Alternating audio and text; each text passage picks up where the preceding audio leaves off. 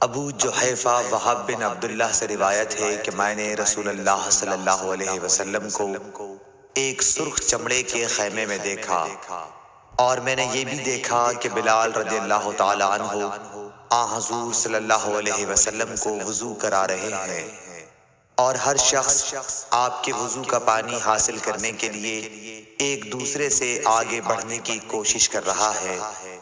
اگر کسی کو تھوڑا سا بھی پانی مل جاتا تو وہ اسے اپنے اوپر مل لیتا، اور اگر کوئی پانی نہ پا سکتا تو اپنے ساتھی کے ہاتھ کی تری ہی حاصل کرنے کی کوشش کرتا۔